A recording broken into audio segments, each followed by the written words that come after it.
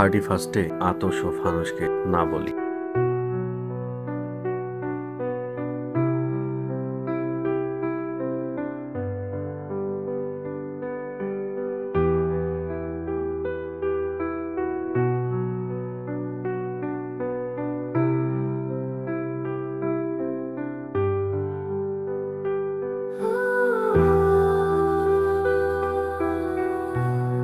আমাদের শুরু যেন ওদের শেষ না হয়।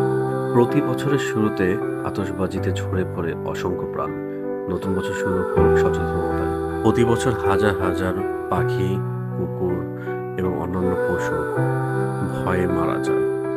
আমাদের ক্ষণিকের আনন্দের ফল হচ্ছে এগুলো। আতশবাজির শব্দে যাতে মারা যেতে না হয় আর কোনো উমায়ের কে। 31st নাইটে আতশবাজির শব্দে কাঁপছিল উমায়ের। পরদিনই তার মৃত্যু হয়।